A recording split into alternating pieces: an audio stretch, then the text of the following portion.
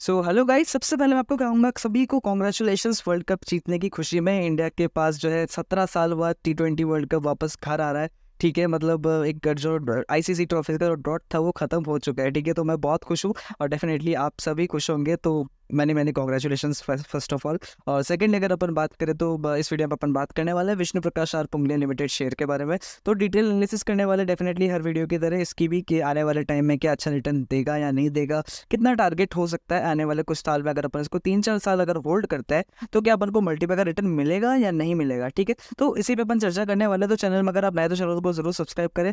650 subscribers के करीब है। ठीक है, टारगेट कंप्लीट हो जाता है, आपको पता है 700 सब्सक्राइबर्स का अगला टारगेट है, तो डेफिनेटली आप इसको कंप्लीट कर देंगे। शेयर के बारे में अगर अपन बात करते हैं तो अभी हाल फिलहाल ही लिस्ट हुआ है 2023 में 8 सितंबर को, तब से लेकर अब तक 15% का रिटर्न दिखा रहा है। लेकिन अपने हाई से शेयर कितना गिरा हुआ था? 30% गिरा हुआ था। अगर आप लोगों ने इस लेवल पर खरीद के रखा है तो इसी चीज़ पर अपन बात करने वाले हैं कि अभी आने वाले टाइम में इसको होल्ड करना ज़्यादा बेटर होगा नहीं होगा। ठीक है, फंडामेंटल एनालिसिस साथ ही साथ जो टेक्निकल एनालिसिस भी करने वाले। ओके, तो सबसे पहले अपन कंपनी के काम की तरफ बढ़ते हैं। कंपनी काम क्या करती है? तो इस कंपनी के अगर अपन काम देखें तो बिल्कुल इंफ्रास्ट्रक्चर से रिलेटेड कंपनी का काम है। और कंपनी जो है गवर्नमेंट से ऑर्डर लेती है डायरेक्टली। ठीक है, प्राइवेट भी काम करती है। ठीक है, प्राइवेट कंपनी से भी ऑर्डर लेती है, लेकिन जो है गवर्नमेंट से जो ऑर्डर लेती है वो मेजर कंपनी का काम है। ठीक है, और अगर अपन देखें विष्णु प्रकाश जो है is one of the India's fastest growing economic development companies. ठीक है, इनकॉर्पोरेटेड इन 1986। तो तब से लेके अभी तक जो है अच्छा खासा डेवलपमेंट दिखाया कंपनी ने अपने काम में जो है। और वही अगर अपन देखें construction infrastructure projects for the central and state government autonomous bodies and private bodies across 9 state and 1 union territory. तो डेफिनेटली कंपनी का काम बिल्कुल अपन अच्छा लग रहा है, क्योंकि कंपनी जो है डायरेक्ट काम लेती है गवर्नमेंट से। ठीक है, डायरेक्ट गवर्नमेंट से काम लेती है और कोई बीच में और कोई पार्टी नहीं आती है। तो डेफिनेटली ये एक पॉजिटिव चीज़ है। वही थोड़ा सा अगर और डिटेल में देखें कंपनी काम क्या जो है गवर्नमेंट से क्या मिलता है। वाटर सप्लाई प्रोजेक्ट्स हो गया, ठीक है, रेलवे प्रोजेक्ट्स हो गया, रोड प्रोजेक्ट्स हो गया। तो रेलवे प्रोजेक्ट्स, अभी रेलवे आपको मैं पता है रेलवे में अभी बहुत काम बाकी है, तो ये रेलवे का भी काम लेती है। उसके बाद हो गया रोड प्रोजेक्ट्स हो गया, ठीक है, इरिगेशन नेटवर्क प्रोजेक्ट्स हो गया। तो अभी हाल फिलहाल में जो है कुछ 200-250 करोड़ के करीब जो है कंपनी को एक प्रोजेक्ट मिला है इरिगेशन से रिलेटेड। ठीक है, वाटर इरिगेशन से रिलेटेड अपने प्रयागराज साइड में उत्तर प्रदेश में। तो कंपनी का काम जो है कंपनी को दिखता हुआ मिलता हुआ नजर आ रहा है। ठीक है, आगे अगर अपन बात करें कंपनी के मार्केट कैप की, तो ये 2000 करोड़ के मार्केट कैप की है, 2500 करोड़ के करीब। स्मॉल कैप कंपनी है, तो स्मॉल कैप कंपनी में वही बात है कि पैसा बनाना जो है आसान है। ठीक है, स्मॉल कैप कंपनी से कंपनी धीरे धीरे बड़ी होगी तो डेफिनेटली वेल्थ बनता रहेगा अगर आप लॉन्ग टर्म के लिए होल्ड करते हो। तो आगे अगर अपन बात करें स्टॉक के पी की, तो पी जो है 20 का है। पी जो है बहुत कम है स्टॉक का। ठीक है, पी 15 से लेके 20 के अंदर कोई किसी भी कंपनी का पी होता है तो स्टॉक जो है सस्ता होता है। ठीक है, वो स्टॉक तो खरीदने के लिए एक अच्छा ऑप्शन बन जाता है। डिविडेंड कंपनी नहीं दे रही है फिलहाल। आरओसी और आरओई कंपनी का बहुत ज़्यादा एक्सेलेंट है। आरओसी 24.7% का, आरओई जो है 23.6% का।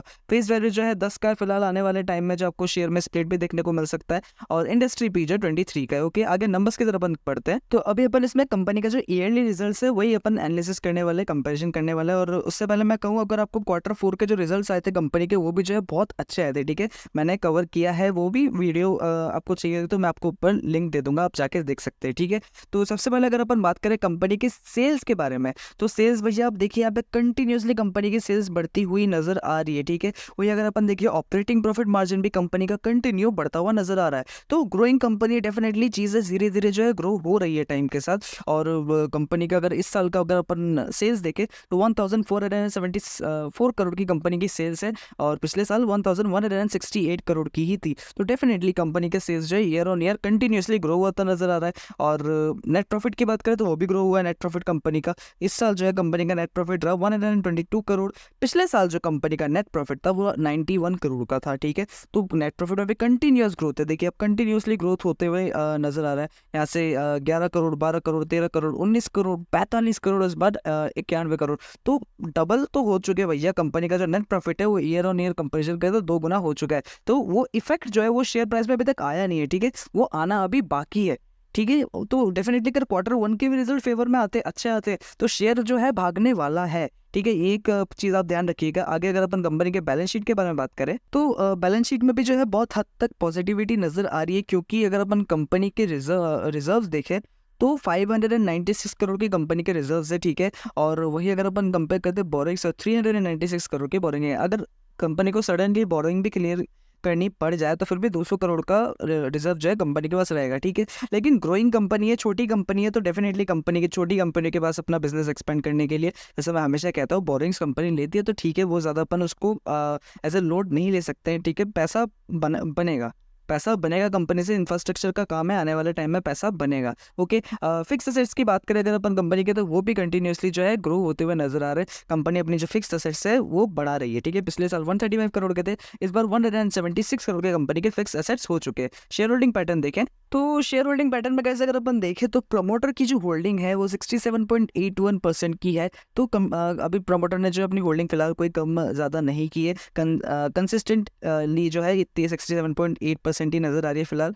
और FIS की होल्डिंग अगर देखें तो स्टार्टिंग में 4.66% की होल्डिंग थी, फिर थोड़ा कम किया 3.06, लेकिन अभी जो है होल्डिंग कम हो चुकी है FIS की, 1.11% की जो है होल्डिंग रह गई है FIS की। ये थोड़ी सी कंसर्न वाली बात हो जाती है बहुत लोगों के लिए, क्योंकि फॉरेन वालों पे, डोमेस्टिक वालों पे बहुत लोग भरोसा करके ही जो है इन्वेस्टमेंट करते हैं, ठीक है। जिन कंपनी में FIS DIS नहीं आते, बहुत लोग जो है इन्वेस्टमेंट उसमें नहीं करते, ठीक है। लेकिन फिलहाल जो है बिल्कुल खाली नहीं किया है FIS वालों ने, उनके पास स्टेक जो अभी है फिलहाल। और बाकी DIS के पास भी जो अच्छा खासा स्टेक देखने को मिल रहा है, 4.16% का डोमेस्टिक वालों के पास स्टेक है, और बाकी जो है रिटेल इन्वेस्टर्स के पास है, ठीक है। और जो शेयर जो है, टोटल नंबर ऑफ शेयर अगर आप देखें 84,560 जो है कंपनी के टोटल नंबर ऑफ शेयर्स है, ठीक है। तो आगे आने वाले टाइम में धीरे धीरे जो है शेयर्स बढ़ते हुए नजर आएंगे आपको, कंपनी को पैसे की जरूरत होगी तो, ओके। टेक्निकल एनालिसिस की तरफ अपन बढ़ते हैं। तो गाइस फिलहाल अगर अपन कंपनी के टेक्निकल एनालिसिस की बात करें तो बहुत ज़्यादा डेटा जो है फिलहाल अवेलेबल नहीं है, क्योंकि कंपनी जो है थोड़े टाइम पहले ही आई है, और तब से लेके अभी तक का जो डेटा है, क्योंकि 2023 में आई है सितंबर में,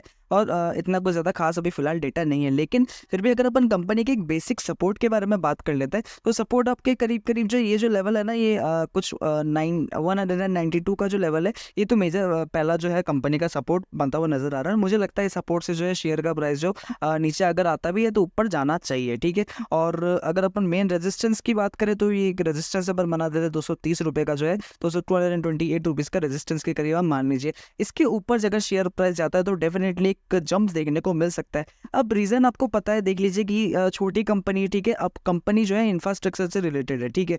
इंफ्रास्ट्रक्चर के रिलेटेड कोई ना कोई आपके अभी आने वाले 3-4 साल में जो है न्यूज़ आती रहेगी।